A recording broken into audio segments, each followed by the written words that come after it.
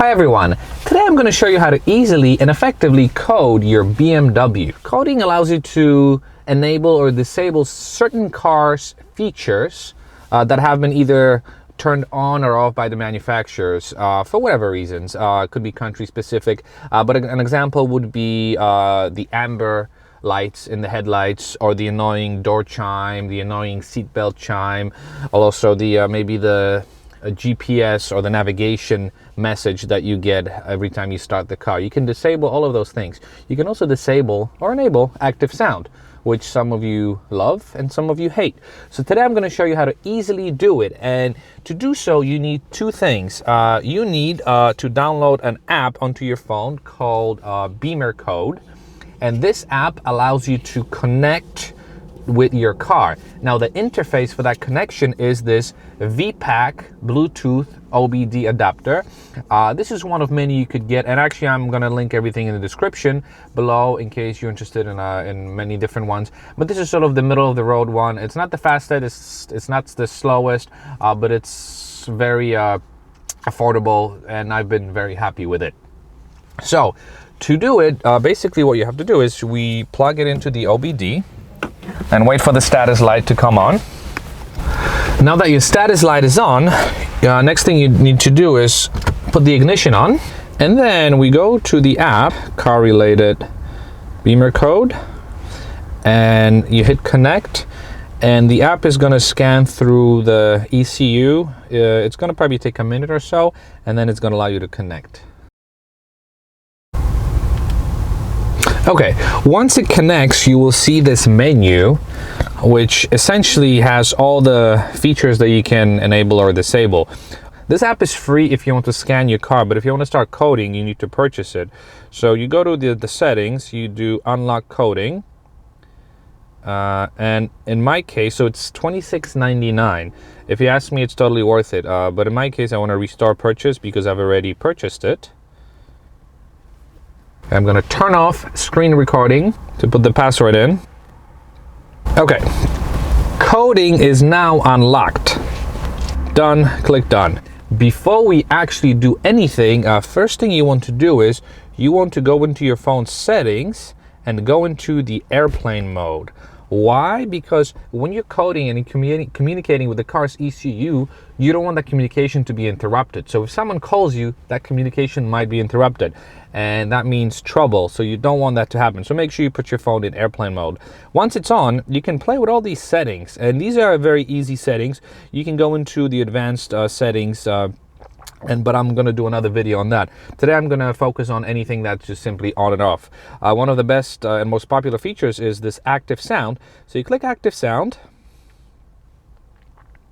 It's reading your ECU's data. And click active sound. Now you can either click it off or have it in unknown value. Unknown value means that it's on for whatever reason. So you hit off, go back, and then all you have to do is click code, and that's going to code out your active sound. So no need to disconnect anything in the trunk. Code, important note, the coding must not be interrupted. See, ensure sufficient charge in the battery. My battery is 13.1. I can see it in my radar detector. Start coding. So coding can take a couple of seconds or up to a couple of minutes, depending on what option you're coding on or off. Now, while it's coding, I've got to say, I coded sound, active sound on and off, and I actually prefer it when it's on. Don't tell anybody. So resets ECU. Coding completed, and just like that, active sound has been disabled. Now, what happens when you want to go back and re-enable that option again? You go back to active sound, and it's checking coding data.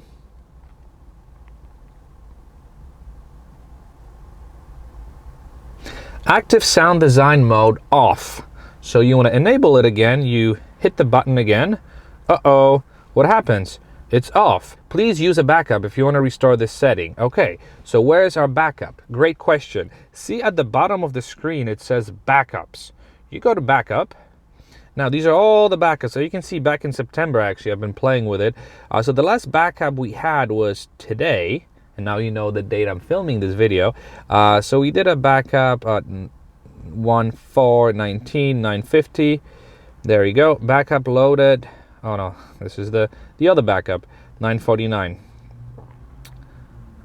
There you go. So it goes back to unknown value.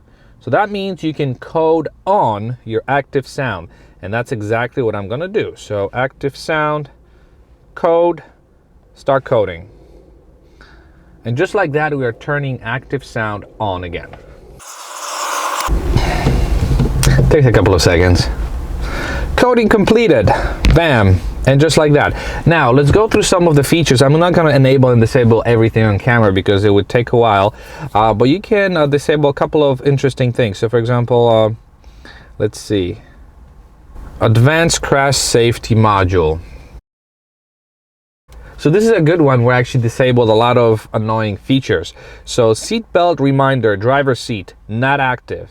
Seatbelt reminder, passenger seat, not active. A lot of times when I'm driving and I have camera equipment here, the seatbelt chime would go off and it would drive me crazy. I disabled it. Seatbelt reminder indicator, driver seat. So when you're driving and you don't have your seatbelt on, the car will not give you any annoying sounds. Same thing for the passenger. For the rear seats, you can disable it. Seatbelt reminder distance. This is actually, how long do you want the car to start driving before it reminds you that you don't have a seatbelt on? Since I disabled that reminder, it doesn't really matter what option we do here. Initial warning after start. So this is the warning that you get, the little bing and the bong. You can disable that as well. So let's see, air conditioning. Okay, so you have a lot of these options here.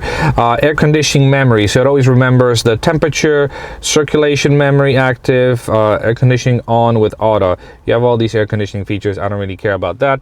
Engine control not supported. Front electronic module.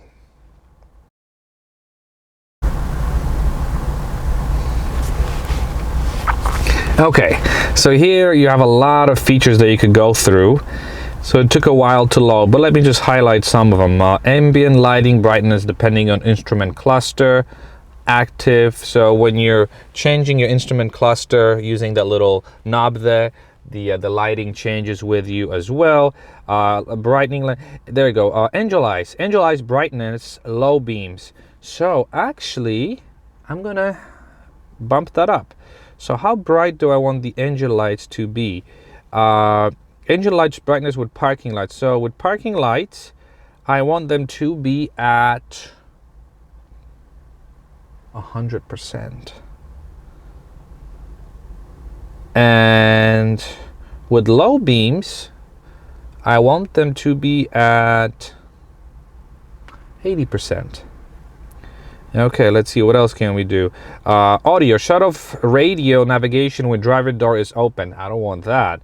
Auto start stop by default is not active. Auto start function, remember last setting, active. I don't want, yes, I want this to remember that it's always off. I don't, and then auto start stop function in Eco Pro mode, that doesn't apply to me. Brake force displayed mode. Brake force is that European lighting that blinks, and area enlargement. We're gonna do, you know what, I like flashing. We're gonna do flashing. Brake force display activation speed. So how fast? We wanted to activate after, let's say 30 kilometers an hour. Now, let's see. Brake force display activation, brake force, weak braking. We wanted to activate brake force display activation. We wanted to activate at medium braking. We don't want to go too crazy. Comfort closing with key fob, not active. Let's see, comfort closing, we have all these daytime, there you go. Daytime driving lights. Daytime driving lights is when you have your lights in zero. They can either stay on or off. I like to keep them on because I think they look cool, so we have them as active, and we set the brightness at 100%. Start engine without clutch. We don't want to do that. Indicator flashing, unlocking one time. Indicator flashing on unlocking. Corner lights, there you go. Corner lights, we disable that. Corner lights are the annoying orange lights that you have in your headlights. We disable those. Door handles, LEDs in reverse, I don't want that. Side markers, not active. Rain light sensors, lighting, fog lights, doesn't apply to us. There you go. Mirrors, unfold mirrors when unlocking vehicles with comfort opening. I have this as active. Fold mirrors when locking, I don't like that because I like to control it myself. A lot of times when you close the car, I want to take pictures of it. I don't want to take pictures of it with the mirrors folded. Mirror tilt on reverse, that's active, but you can actually play with the button here. If you set your mirror button all the way to the right, it's gonna enable that function anyways. Let's see, mirror tilt value, seat heating. So it actually, you can adjust how hot you want your seat heaters to get. I'm fine with the way they are. Let's see, voltage, tailgate, low burning, low bulb, all the bulbs. So if you want to code out any of the bulbs that are going off, or for whatever reason you've removed, you can code it out as well. Indicator, mirror lights, headlight washers, you can disable them. I actually like mine. Pause between injection pulses, there you go. Number of water injection pulses for headlamp cleaning systems, 2 times, so it retracts 2 times. Let's see, welcome lights activation, welcome lights duration, welcome lights brightness, all these lights, so all these functions. Okay, with everything selected, let's do code. Start coding. You may get a message in your iDrive, service request, chassis stabilization, drive moderately. Ignore that because that gets reset. Coding completed. And just like that, we have coded our BMW. Once you're done with it, all you have to do is just hit disconnect, and it brings you back to the main menu. Turn the car off. Let's turn it on just to make sure we can still start it. All right. Cool. So that was it. I hope this was somewhat helpful. Let me know down below if you have any questions or comments. But this is a very easy way to enable or disable some of the annoying features in the car. Like I said before, I'm going to do another video going over some of the advanced features of this app. You can actually get really creative with it, but this is as easy as it gets. So if this was somewhat helpful, give me a thumbs up, try to subscribe, and as always, thank you very much for watching, and I will see you in the next video. Bye bye.